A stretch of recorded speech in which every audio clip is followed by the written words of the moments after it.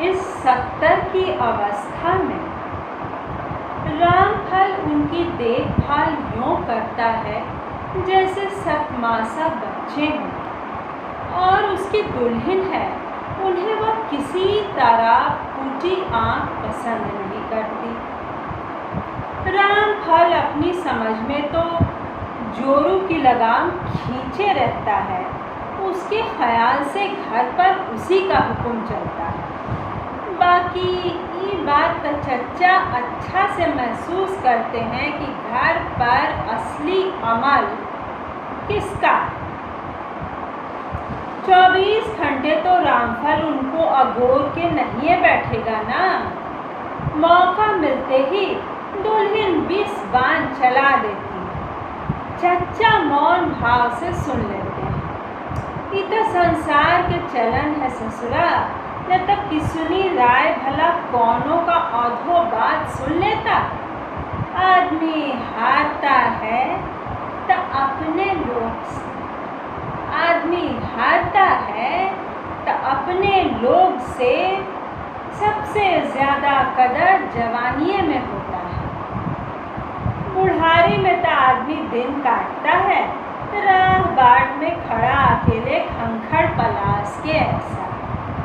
उससे किसी को भला क्या मिलेगा जो उसको चाहेगा।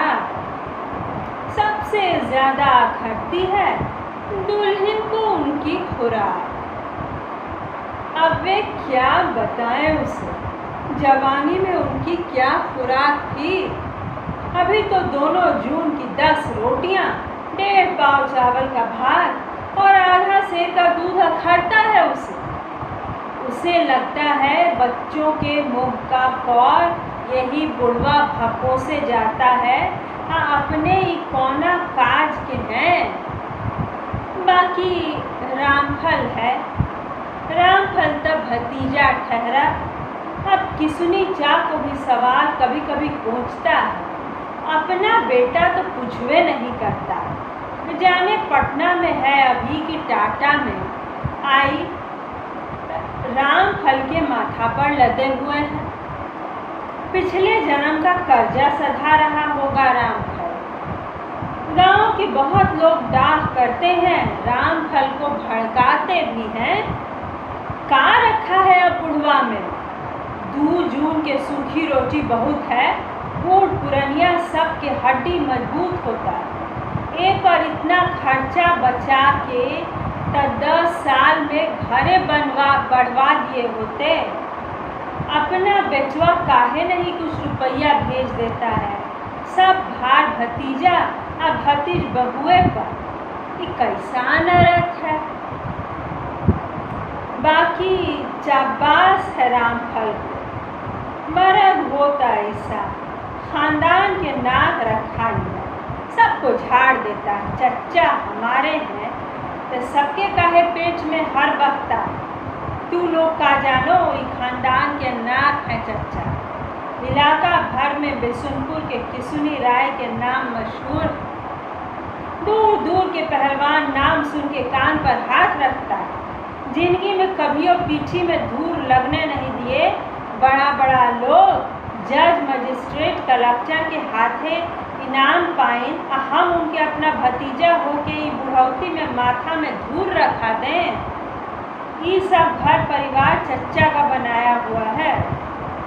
रामफल के बाप चच्चा से बहुत छोटे थे, लेकिन वह 7-8 साल का था तभी वे चल बसे थे। माँ थी नहीं, तब चच्चा ने ही छाती से जोड़कर उसे पाला पोसा। बचपन में वह उनकी चौड़ी छाती पर कूदता खेलता, कंधे पर चढ़कर घूमता, मूंछों को खींचता बड़ा हुआ। उन दिनों घर पर फूस भी नहीं था। चच्चा ने डट कर पहलवानी की, ठाकुर साहब से मिली ज़मीन को बढ़ाया, खेती में जान लगाकर काम किया और घर खड़ा किया। नामी पहलवान होने के नाते दंगल जीतकर इनाम इकराम अगल पाते। ठाकुर साहब की खास टेवड़ी से 5 सेर दूध भैंस का और 1.5 सेर आटा चावल दाल की सीधा अलग बता। जब कासिमपुर के राय साहब के पहलवान बिरजू उस्ताद से चच्चा ने चौथचंदा के मेला वाले सालाना दंगल में कुश्ती लड़ी तो बिरजू नीचे गिरा, लेकिन पट गिरते ही जमीन पकड़ ली। उसे आधे घंटे की कश्मकश में घुटनियां दांव लगाकर चच्चा ने चित्त कर दिया तो कलेक्टर साहब अपनी जेबी से निकाल के 100 रुपया इनाम दिए। बड़े ठाकुर साहब कसरत की कुश्ती के शौकीन रईस उस साल चांदी के गदा इनाम रखवाए थे तो चच्चा को ही मिला। जब कासिमपुर से राय साहब के खास कारिंदा संदेशा लेके आए तो रामफल 12 साल का। उसे याद है राय साहब चच्चा को अपना खास पहलवान बना के ड्योढ़ी पर रखाने को बुलाए थे। भरपूर खुराकी, नगद 200 महीना और 10 बीघा के माफी जमीन। गांव वालों ने समझा चच्चा अब गए कासिमपुर।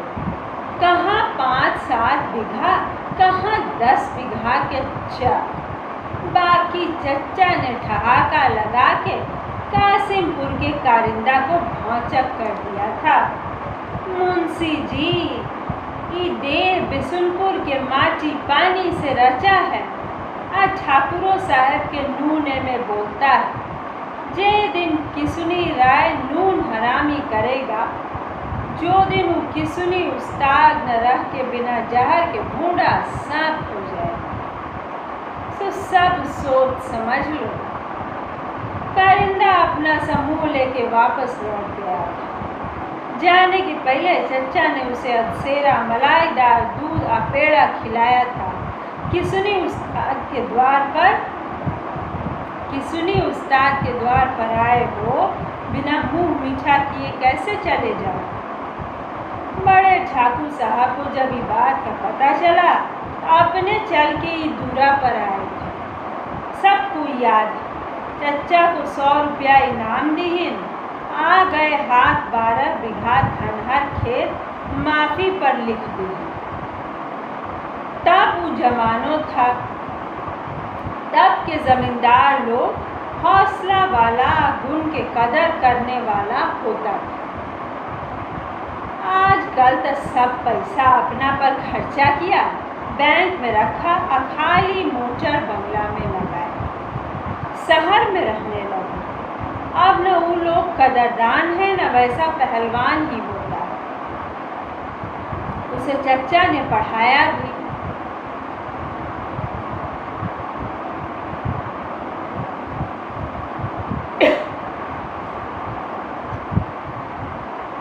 मैट्रिक तक नौबतपुर वाले स्कूल में पढ़ता रहा।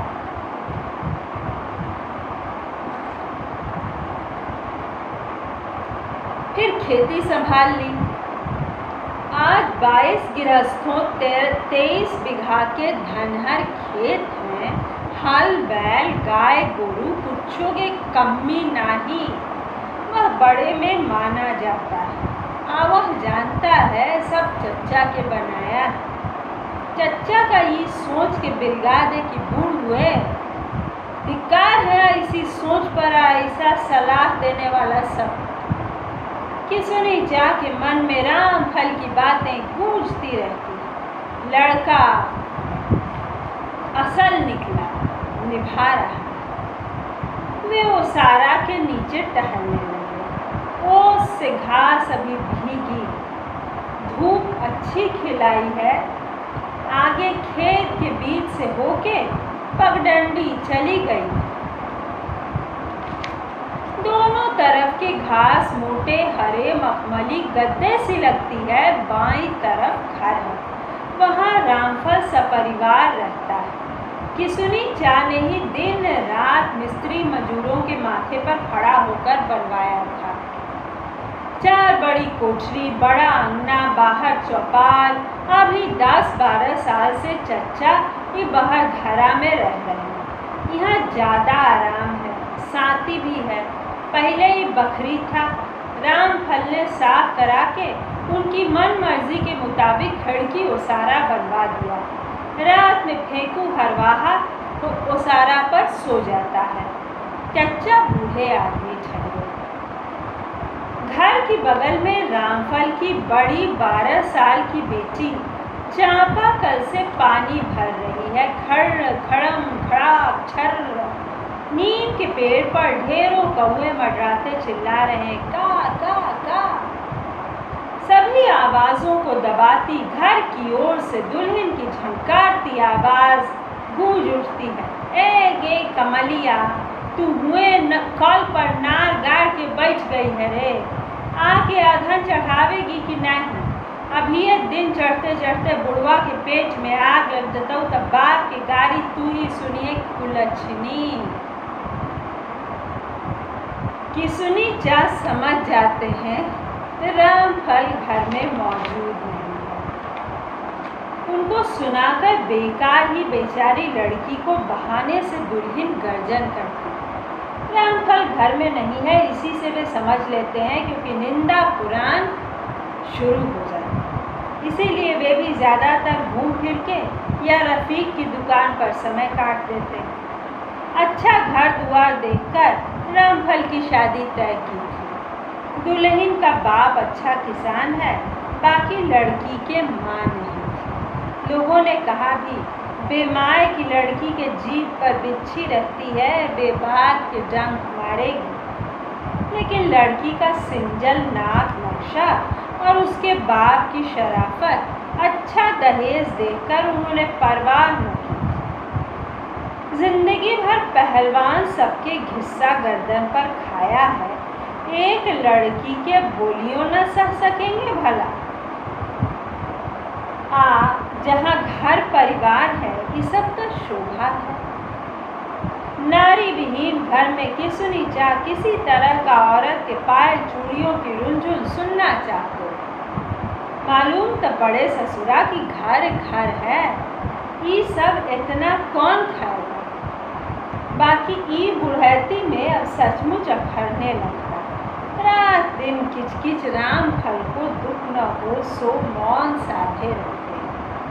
कभी कभी देही लहरने लगती है, बाकी बड़ा से बड़ा पहलवान हारता है तो अपने घर वाला सबसे ही न। ऐसे मौक़ों पर चच्चा को फत्तू खलीफा की याद आती। भारी जवानी में भोला मियाँ को पैदा करके बीवी ऊपर चल दी थी तो उस्ताद ने दूसरी शादी नहीं की। कहा करते थे, ज्ञानी गुनी सब कहता है, सांप के दांत में, बिच्छी के पूंछ में, पान की फुंगी में और औरत के जीभ में जहर रहता। डंक मार दे तो देही लहरने लगे। उस्ताद की बात भला गलत कैसे साबित होती। उसारे कोने में बधा बिजली माथा ऊपर नीचे करता फुर्र फुर्र करने लगा। किसुनी चाह उसके पास गए। माथा सहलाते गर्दन पर हाथ फेरने लगे। अब तक बिजलियों बुढ़ा गया है बेचारा। कितने शौक से लाए थे इसे। 30 साल तो हो ही गए होंगे। सोनपुर मेला के घोड़ा बाजार में मटर गश्ती करते किसुनी चाह की आंखों में यह घोड़ा समा गया।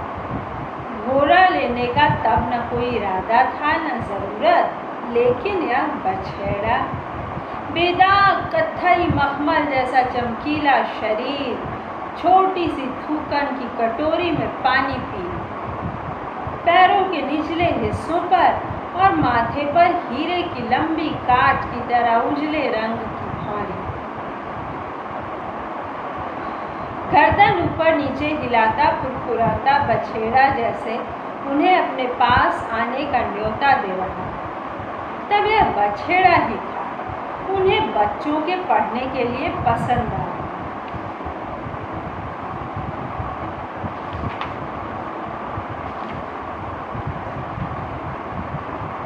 उन्हें बच्चों के चढ़ने के लिए पसंद आ गया। गांव से नकद 1550 टेंट में खोस के आए थे मेला। महंगी का जमाना नहीं था। दाम तय किए, पहले 1400 बोलकर व्यापारी से कौन 1100 में सौदा पट गया।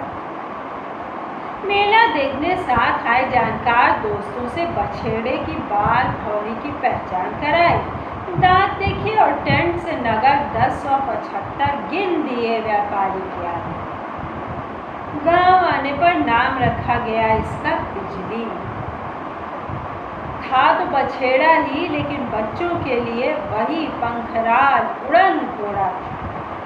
चढ़ने के लिए रामफल और चच्चा का बेटा रामदेव झगड़ा तक कर उठा। बिजली भी बड़ा पोस मारने लगा।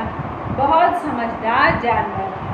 किसुनी चार रोज 2 बार अपने हाथ से खरहरा मालिश करते, चुन चुन कर हरी दूब मंगाते, जई चोकर गुड़ दाना सब हिसाब से देते। इलाके की शान था बिजली, न जाने कितने दूल्हे इस पर चढ़कर शादी करने गए। हाँ, किसुनी चा का सामने रहना जरूरी था, नहीं तो बिजली किसी गाय को चढ़ाने वाला आसामी नहीं था। किसनी चा उसकी काठी अपने हाथों की पीठ पर कसते, किसी और को नहीं सकने देते। कहते घाघा कहिन है, खेती पाती गिनती और घोड़े की तंग, अपने हाथ सवारिए तब जीव रहे या न। तब रामदेव की माँ जीवित थी। स्कूल की छुट्टी में पढ़ाई लिखाई छोड़कर घोड़े के फेर में बच्चों का पड़ जाना उसे अखरा। किसुनी चा समझाते, अरे ये सब 2 दिन का शौक है, छुट्टी में मन भर लेने दो, फिर तो स्कूले खुलेगा। लेकिन रामदेव की माँ को संदेह हो गया था। चच्चा उसे भी अपनी तरह पहलवान बनाना चाहते। उसकी नज़र में पहलवानी बेइज्जत का पेशा था। वह बेटे को पढ़ा लिखा कर अफसर या डॉक्टर बनाना चाहती थी। बेटा साथ लेकर एक दिन नैहर गई और महीनों वहीं रह गई। बेटे का नाम वहीं के एक स्कूल में लिखा दिया। किसुनी चा ससुराल जाना हिजड़ों का काम समझते थे। विवाह के बाद वह एक बार भी ससुराल नहीं गए थे। बीवी बेटे को बुलवाना चाहते थे कि ससुराल से ही एक दिन सूचना आई बीवी के स्वर्गवास की। ससुराल जाना पड़ गया। बेटे को वही नानी के आश्रय में छोड़कर लौटे।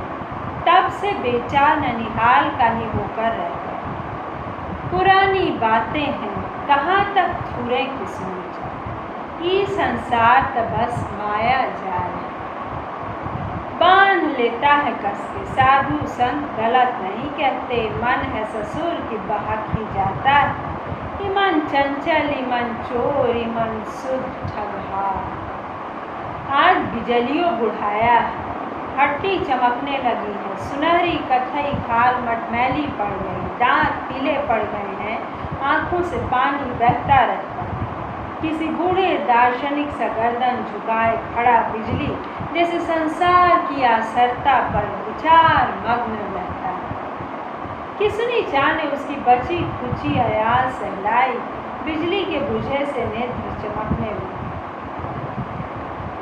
बदन की ढीली खाल एक सिरे से दूसरे तक सिहर उठी, ऊपर नीचे गर्दन हिलाता मानो चच्चा के प्यार के प्रति कृतज्ञता प्रकट करने लगा। बुढ़ाए गए हो न बेटा, चच्चा ने प्यार से कहा। तो क्या हुआ, हमको देखो, हमको बुढ़ाए गए। किसुनी राय बुढ़ा गया है न मज़े की बात। लोग बाग कहता है मर्द अब घोड़ा कबहू नहीं बुढ़ाता। खैर, अब तो सब झंझट भूल के आराम करो, बहुत घुमा फिरा दिया सब। बिजली ने कान खड़े कर लिए, मानो चच्चा की बात समझ रहा। अधमूदी अलस आंखों से उन्हें देखने लगी। उन्होंने सुदूर दक्षिण की ओर देखा। पहाड़ियों पर अभी भी धुंध बाकी लग रही है, शायद बादल हो। बचपन से ही वह उन्हें कौतूहल से निहारते आए हैं। उनके पिता बताते थे पहाड़ों का यह सिलसिला हजारों कोस तक चला गया है, जिसका ओर छोर नहीं। उस तरफ जाने क्या है, समुद्र हो या शहर। पहाड़ बिल्कुल उजाड़ सुनसान है, पेड़ पत्ती पानी कुछ नहीं। किसने जा किशोरावस्था में पहाड़ियों के बारे में रंगीन सपने देखे। उन्हें लगता जैसे कोई कहानी की राजकुमारी वहाँ किसी अज्ञात राक्षस के किले में कैद है। उसे वह छुड़ा लाने जाना चाहते थे। मन में होता भी कि यह कल्पना है, किंतु पहाड़ों की पड़ताल करने की इच्छा बलवती थी। जाने क्या हो। गांव के गिरजा पंडित कहा करते थे कि दक्षिण दिशा का अंत नहीं, जो कोई गया उधर से लौटबे नहीं। तो दोस्तों, मैं आपको सुना रही हूँ कहानी चंद्रमोहन प्रधान की खंखर भय पलाश। मेरे शहर के कथाकार हैं, अमेरिका में पुरस्कृत भी हुए, और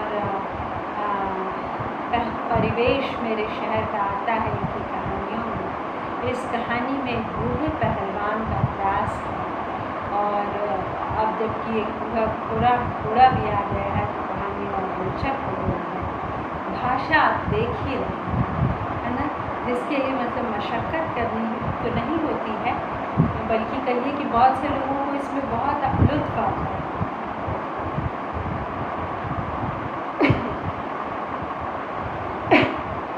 बहुत ज़्यादा आंचलिक भाषा में, और इसका एक लुत्फ़ है भी, इसमें कोई दो मत नहीं है। और यह सच है कि आज भी आंचलिक भाषा अनेक घरों में बोली जा रही है। सुनने के लिए धन्यवाद दोस्तों, और विस्तृत टिप्पणी के साथ मैं इसके तीसरे खंड को लेकर हाजिर होंगी। हो सकता है कि पूरी ना पढ़ पाऊँ, लेकिन मैं आपको इसका साथ